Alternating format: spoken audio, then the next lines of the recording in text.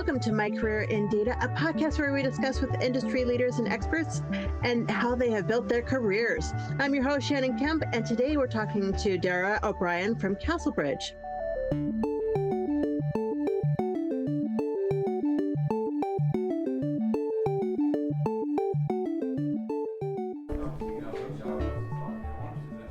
With a robust catalog of courses offered on demand and industry-leading live online sessions throughout the year, the DATAVERSITY Training Center is your launchpad for career success. Browse the complete catalog at training.dataversity.net and use code DVTalks for 20% off your purchase. Hello and welcome. My name is Shannon Kemp and I'm the Chief Digital Officer at DATAVERSITY. And this is My Career in Data, a DATAVERSITY Talks podcast dedicated to learning from those who have careers in data management, to understand how they got there, and to talk with people who help make those careers a little bit easier. To keep up to date in the latest in data management education, go to dataversity.net/subscribe. Today, we are joined by Daragh O Brien, CEO of Castlebridge. And normally, this is where a podcast host would read a short bio of the guest. But in this podcast, your bio is what we're here to talk about. Daragh, hello and welcome. Hello, Shannon, and thank you for having me. Thanks for being here. So tell me, okay, so I'm so glad you're here. We've known each other for quite some time, and so I'm excited to hear your whole story. We were only 12 when we met. Let's tell the truth. We were kids. Just kids with a crazy dream. Crazy data dreams. Let's hear the story then. So tell me, you're the CEO of Castlebridge. Those who may not know, what type of business is Castlebridge? Castlebridge deals with the business side of data. We work advising companies on data strategy, data governance, the regulatory aspects of data, and also the data aspects of regulatory, because a lot of regulation now, even if it's not directly data related, when you scratch the surface, oh, there's a data problem underneath. And that's what we do. We focus on the pragmatic advisory side, but coming from a business perspective, not a technology perspective. One of my clients basically described it as, we are coaches and counselors and psychotherapists for people with data problems to help them figure out what tools they need, in the same way as your therapist helps you figure out what mental model to reframe your trauma of the week. We help people write their specifications for what technology do they need to bring in, but they're to do it in a way that is right for their business, that's right for the organization culture, and deals with the people side of the data as well as the technology side, because that's the bit that people often overlook. It's so true. We talk about that all the time. How and I love how you describe that, because we talk about how communication is one of the most important parts of data. Yeah, and that's actually tangentially related to the core of my doctoral thesis research that I'm doing at the moment around human factors and data governance. There's not a lot written on this. There's not a lot of research on this in the data governance world. And there's a big gap that needs to be addressed there, I think. Oh, that's exciting. I didn't know you were doing that. Tell me. Yeah, well, between running a company and serving clients and things, I had too little free time. So I decided to take on a doctorate as well. Because why not? Who needs sleep? Why not? It just keeps me off the streets. How far into it are you? Just starting the second year, so it's getting into the heavy duty research stuff now. So if anyone has any job descriptions for data related roles that they have seen over the last 30 years, not data management roles, but roles where people were working with data, I'd be really interested in seeing those role profiles, because I'm trying to map at the moment a research strand mapping the evolution of the prominence of data related skills and soft skills related to data. Oh, I love that. Oh, you'll have to let me know how that goes, and we'll talk in a year, and I'll either be smiling or I'll be at the bottom of a whiskey bottle. Either way, it's probably going well. Awesome. Okay, well, so tell me, as the CEO of Castlebridge, what is it that you do? Okay, well, I'm going to give the serious business answer first, and then I'll tell you the truth. The serious business answer, I am responsible for, within the company, defining and scoping our methodologies and our approaches to helping clients work with data. I'm responsible for identifying and managing staff development from a strategic skills perspective and helping the team be as effective as they can be. I also am hands-on working with clients, developing data governance programs, developing data strategy initiatives, advising on regulatory aspects of data like data protection, data privacy, and guiding change management programs. Again, coaching senior leaders is a lot of what I do now in organizations. That's a serious business answer. The actual answer is, well, today I was configuring the printer in the new office, and last week I was assembling all the furniture because I'm the boss. But that goes to, in Castlebridge, we have a very strong servant leader culture, because that's very much at the heart of data stewardship, and we try and bring that to our clients. So I'm trying to lead by example. No one's above the small stuff when it comes to data, and I will assemble IKEA furniture faster than anyone else. Very, very nice. I love that answer. So tell me, how do you then, especially as a CEO, work with data in your job? Well, from again, serious business answer. Internally, we live and breathe by data. We live and breathe by billable. So people have got to record their hours, and they got to record them right, and we got to be able to stand over them. So that means accuracy, completeness, timeliness of data becomes really important in our business. One of the things I've been doing, because we recently moved office in the last 2 weeks, so that was one of the reasons why our scheduled slot for this had to be moved, because the stress and exhaustion of planning and executing and moving in an emergency kind of wore me out. But one of the things we have to do is introduce an office desk booking system, and from that develop a reporting system to look at, well, what's the utilization of the desks, who's coming to the office most often, who's working off-site with clients most often, things like that, just so we understand the dynamic of people's work patterns, so we can identify and use that to help manage the team and identify gaps, identify opportunities for improvement, identify where people need help, but using the data to support people, not to stand over them and wag my finger and say, we're not getting paid this month because you didn't log your hours. I have an operations director for that. But that's how we use data internally. But we eat our own dog food. If we're telling clients you got to do records management better in SharePoint, well, we're rebuilding our entire internal SharePoint to improve our records management in SharePoint, because we've got 16 years worth of stuff that started off as mad stuff in my head, that then became mad stuff that I farted into a SharePoint file folder to share with people. And now we've got a larger team, and we've got to start doing stuff better. And while we're small, our really big clients are having the exact same journey, and we've got to get ahead of them. And we've got to understand how to do this stuff better. So we work with data the same way as we get our clients to work with data. And we just have to, the higher bar we have to hit is, we have to show that it works.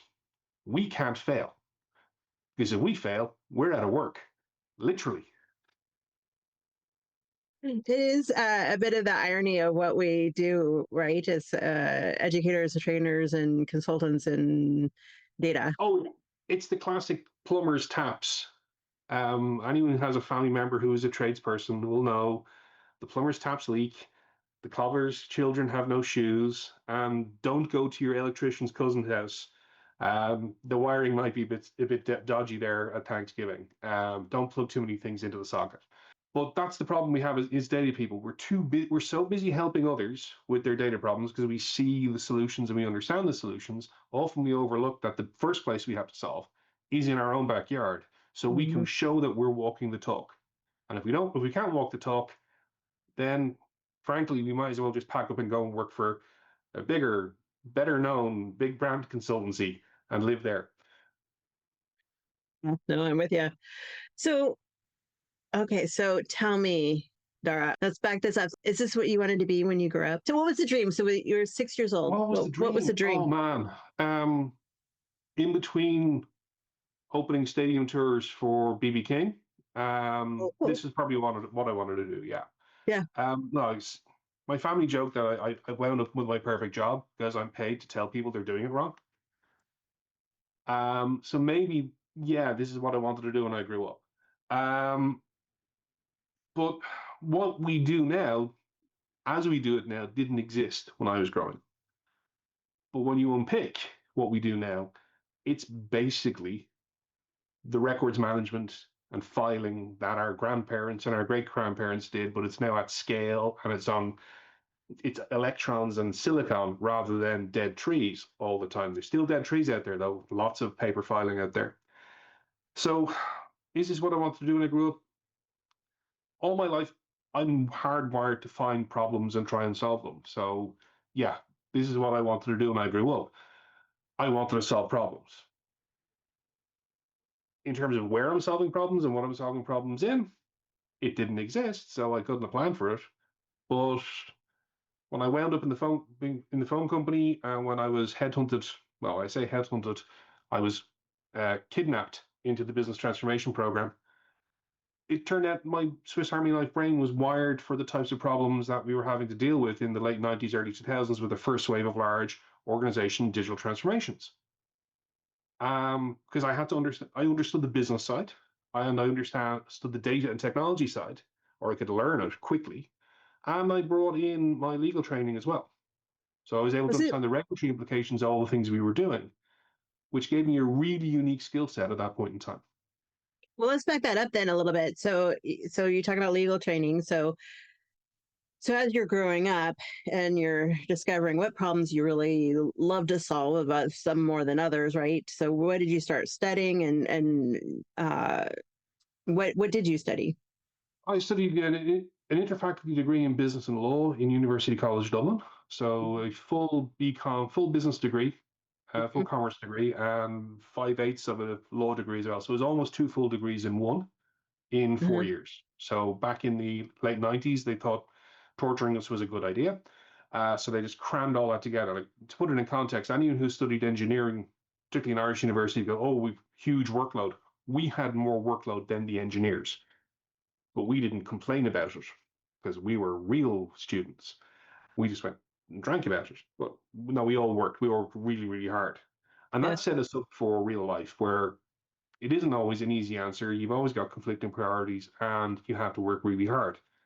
Um, in terms of that path to the problem solving, in high school, I was captain of the basketball team and captain of the debating team. I was a nerd and a jock at the same time because I was being put in charge of running things and getting Mm, people to coordinate things. So I wasn't mm, the best player on the basketball team, but I was made captain because I could read the plays and I could guess what the opposition were going to do because I could think strategically. mm.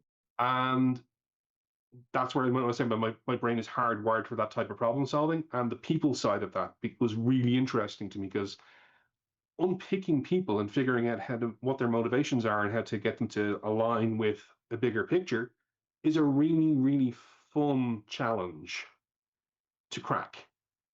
And if you get it right 60% of the time, you're better than average. And that's the really fun thing. When I moved into the phone company, yes, it was technology projects, but I was on the business side with responsibility for requirements gathering and analysis all the way through to post-implementation support. And I eventually ended up owning the entire single view of customer strategy. And then I moved into regulatory, where I was responsible for all the billing controls and a number of other regulatory controls. And it was all about problem solving. It was all about what could we automate, what needed people to do it, how could we take the rules from legislation and translate that into a process and translate that into a data quality score that we could measure. And how could I get people to care about it and do it? Because building the technology was really easy. Getting the people to act on it was the hard part. And getting to value it as well, because it looked easy, but it was a lot of planning, a lot of figuring stuff out, and then handing it off to people, which was the hard part.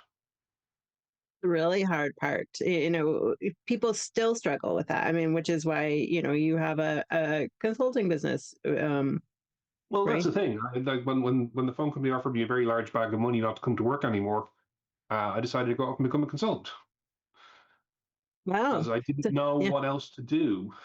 yeah. Turned out I've been an internal consultant for 12 years. Wow, that's amazing. It's kind of a leap of faith. You in a position like, okay, what am I going to do next? Yeah, it was a leap of faith. I had the advantage of having some good mentors, Hmm. Larry English and Tom Redman, even way back then, Hmm. were telling me to have kind of understand that I knew what I was doing, even if I felt I was making it up as I went along, and that helped. And again, I would say Tom in particular, the early days, he was always very good at reaching out and making sure I was okay. John Ladley as well.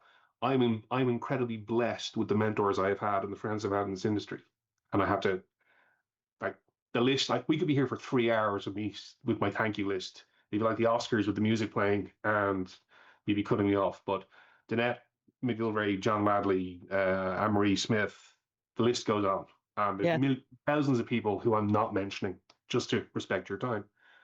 But that's one of the key things. If you were to ask me now, what's the thing that actually helped me become who I am today? I wasn't afraid to sit and listen to those people, and I was willing to go and seek them out, and Hmm. ask them questions because there weren't that many books. There were no courses. It was figure it out as you go along and get help where you can. So that was where meeting you guys in DATAVERSITY was fantastic back in the early days. Yeah, it's it's people are afraid to reach out, but one of my favorite things about this community is everybody is so willing to help each other out and support each other.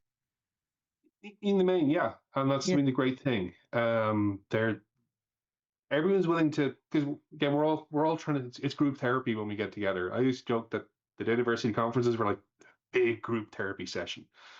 We get together, we learn, and we'd share our experiences and try and learn from each other. And that was all conferences. That is the big value of them. Even virtual ones, it's harder, but you can still do it if you work at it. Get into the chat groups, connect with people, connect with people on LinkedIn, build your tribe people, and just get that knowledge sharing and keep that knowledge sharing going. It's really important. Yeah, absolutely. So then tell me, what has been your biggest lesson so far in your career? The biggest lesson so far is hmm,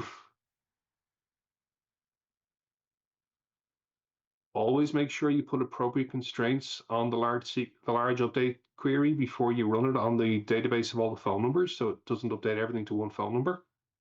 That's one lesson, but that's a long time ago. I only did that once. Um, the biggest lesson really is this industry is not about data, and data isn't about data. This is a people business.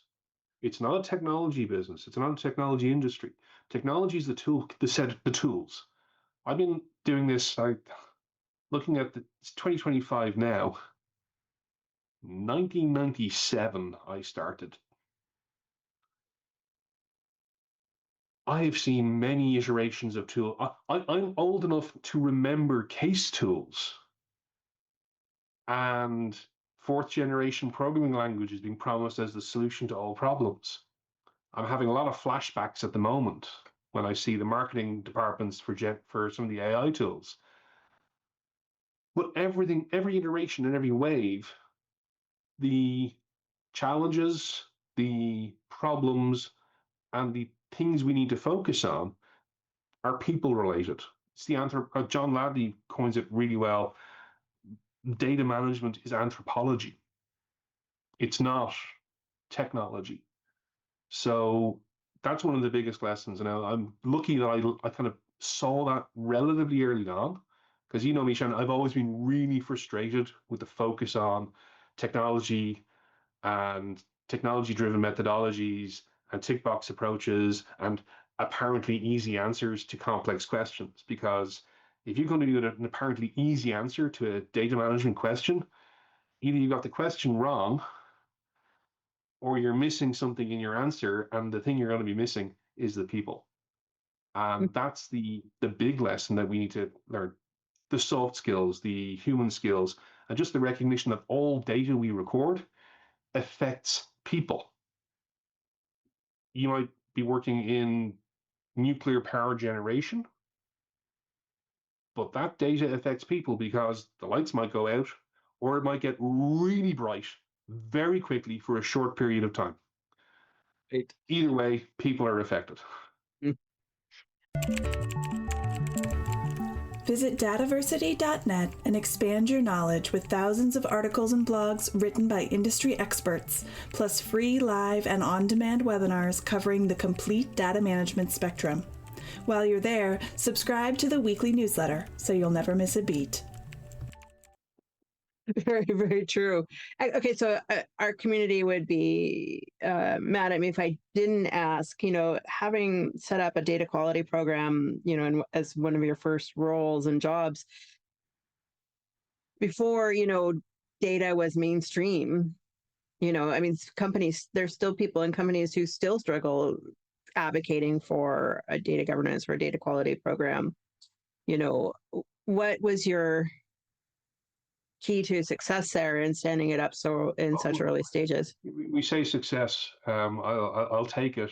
I look back and I'm critical of what worked and what didn't work.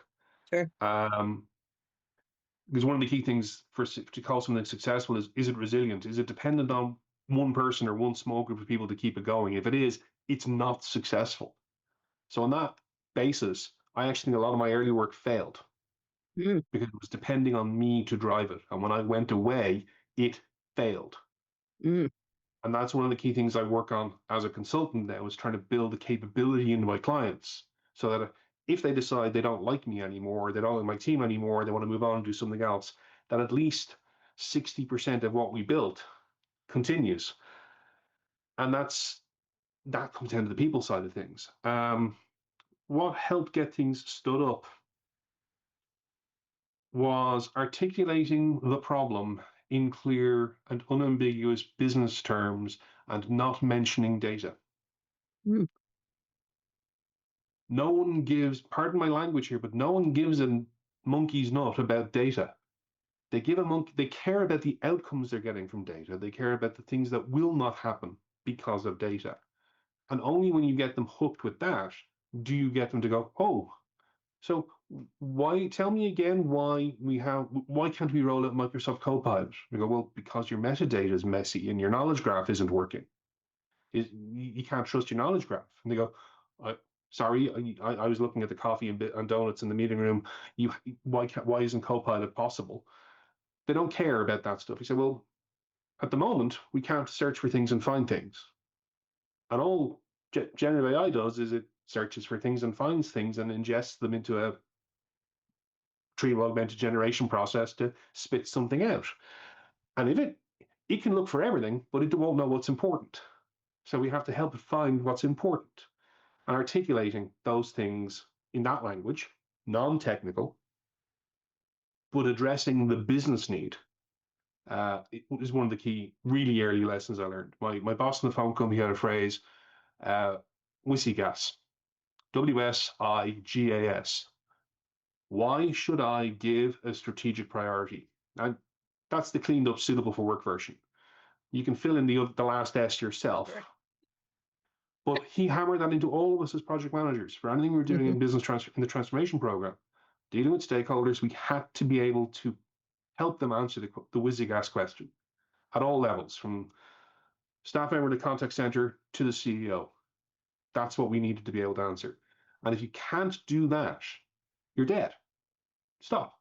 If you can't articulate what you're trying to do in a way that clearly shows how it's going to solve a problem, stop. And if you're saying that 80% of the data is 80% of a data set of a particular field in a data set is incomplete, is null, well, figure out, is that actually a problem? Is the 80% the problem, or is the 20% being populated actually the problem from an organization and business perspective? I've had that too. Oh, you know, I've got more stories aplenty. No, I'm checking to see. I'm just glancing down at my non-disclosure agreements just to see which ones I can tell. Oh, I love it. I could collect these all day, but let me ask you this. So having worked with data, most of your career, almost all your career, what is your definition of data? My definition of data is Data is the flotsam and jetsam of human experience. Because you go beachcombing, stuff that washes up on the shore, unless you have the imagination and context to put that together into something useful, it's just garbage.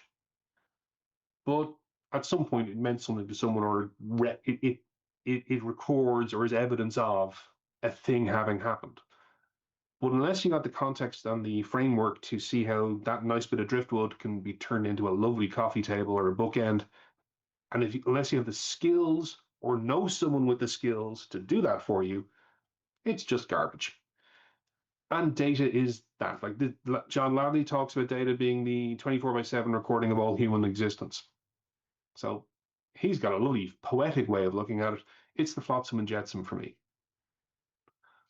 I was hoping that you would say that, because with all your talk of the human factors, one of a description that I love from one of these podcast interviews was somebody described it as a human byproduct. That describes so many things from a metadata perspective. The description was a bit more in depth than that, but I love it, thinking of it like that. It's just a human byproduct, something that we produce.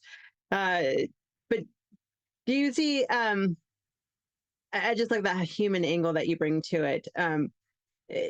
Do you see the importance of data management and the number of jobs working with data increasing or decreasing over the next 10 years, and why?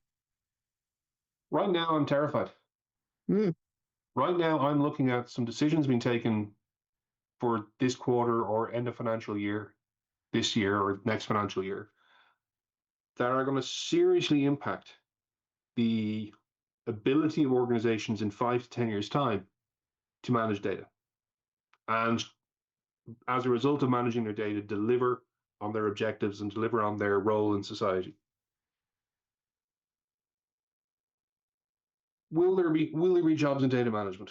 Well, one of the oldest pieces of recorded text is a letter of complaint about the quality of delivered copper, which means somewhere in the ground, somewhere in Mesopotamia, is the original purchase order and specification for that copper.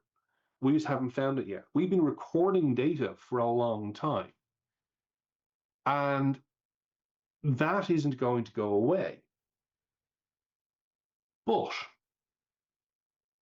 what we're on the brink of doing now, unless we really think about the human factors in the things we're doing, is we are offloading not just the recording of the data or the filing and management of the data, but we're offloading the thinking about the data.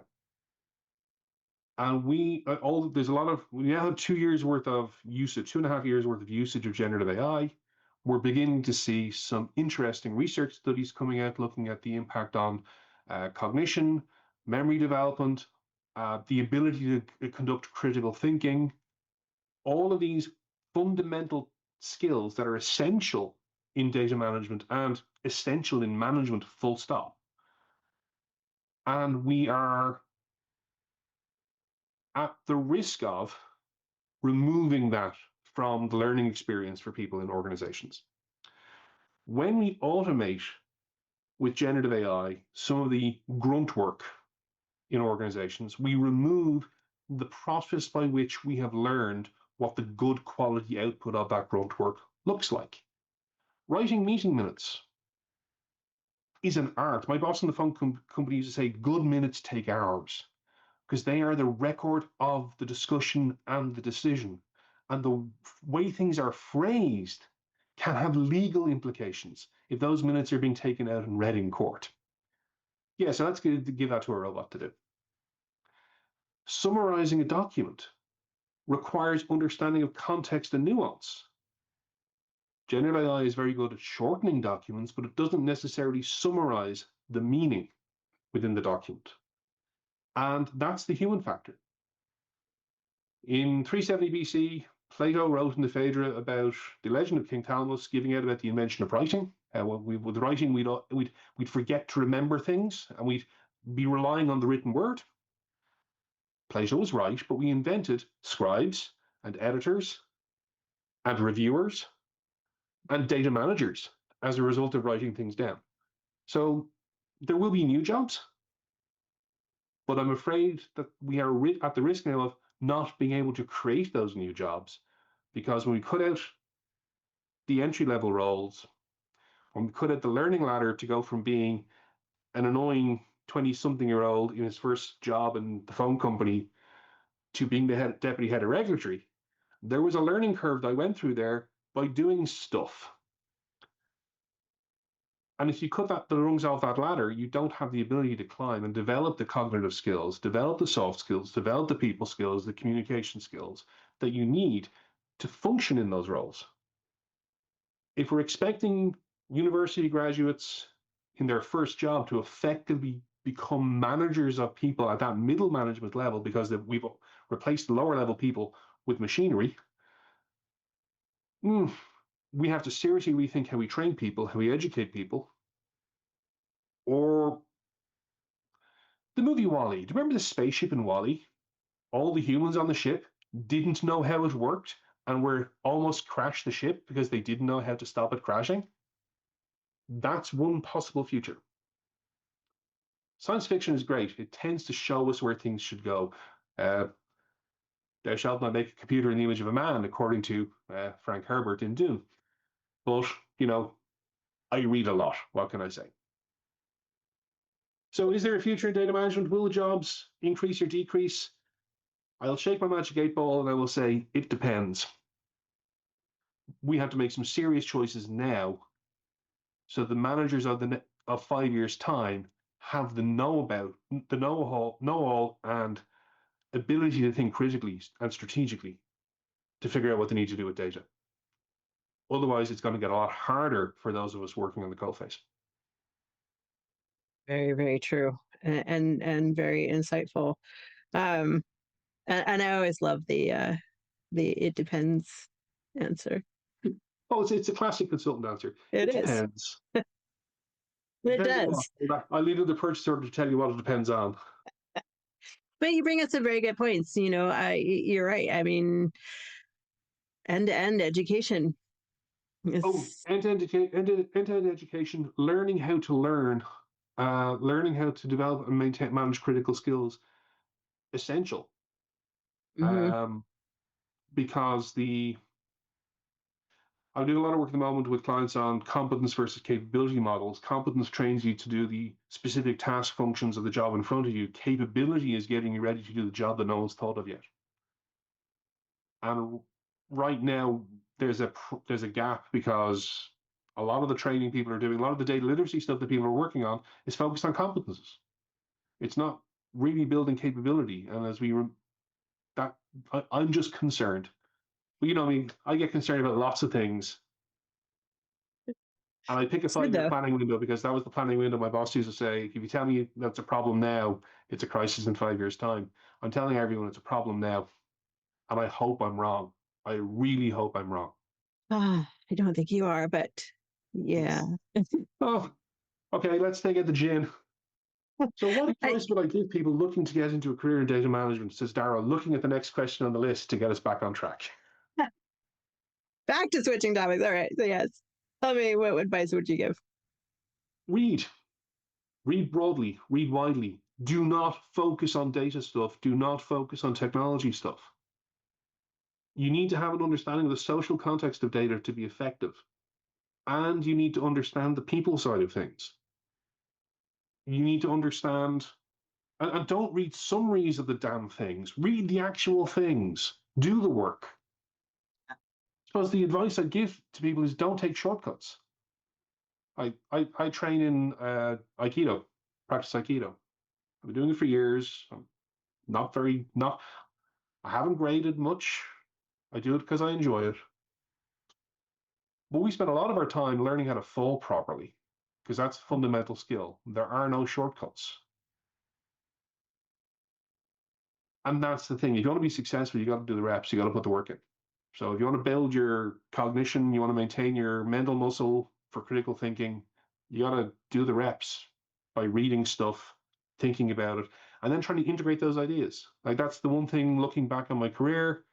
looking back at my life, that's the one thing I seem to have done, which is read lots of stuff and get lots of experiences in different areas and integrate that into a way of looking at the world to solve problems.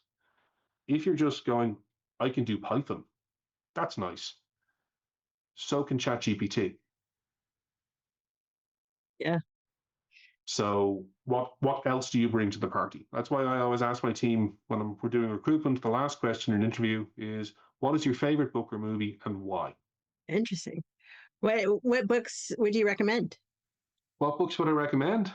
Good science fiction. Arthur C. Clarke, the first two Dune books by Frank Herbert before he went a little bit eccentric. The Hobbit, The Lord of the Rings, Greek philosophers. You can even look at Confucius. Understanding the way people structure their thinking about things so you can understand how to structure thinking yourself. Because ultimately, what turns the flotsam and jetsam into something useful is someone who can think. Yeah. And of course, the book I co-authored with my colleague Catherine on data ethics, second edition, available from Kogan Page and all good bookshops, is an absolute recommendation. Absolutely. I love it. And of course, we will let me know. Well, be sure to get me a link for your book, and I will get that on that page here. In fact, if I would be remiss if I didn't ask if people wanted to solicit your services, where would they go? Mm-hmm. If they go to www.castlebridge.ie/contact/us, or contact link is on the website. It's right there in front of you. You'll see it. Come to the website, fill out the form, goes to the team. We'll be in touch. Love it. And that's the easiest way to get me. Or lurk at the bar at a conference. Who knows? I might turn up. Well, Daragh, this has been such a pleasure to chat, and thank you so much for taking the time today to meet with us. You're more than welcome, and thank you very much for the opportunity. It's good to be asked interesting questions about how I got to be where I am. Well, hopefully it'll help inspire more people to be interested and curious in the field of data. Yeah, and I think the key thing people need to be curious in the field of data, but think about what you bring to the field of data from other places. Mm-hmm. Even if all you did in high school was coach a basketball team, what are those skills? What did you learn from doing that? Yeah, absolutely. And how does that help? How can that help you do your job better? Exactly. And well, thank you so much for all this great advice and for all this information. And again, we'll get you the links to your website posted on the podcast page. Great. Thank you very much, Shannon. Thank you. Awesome. And to all of our listeners out there, if you'd like to keep up to date on the latest podcast and the latest in data management education, you may go to dataversity.net/subscribe. Until next time, stay curious, everyone. Thank you for listening to DATAVERSITY Talks, a podcast brought to you by DATAVERSITY. Subscribe to our newsletter for podcast updates and information about our free educational webinars at dataversity.net/subscribe.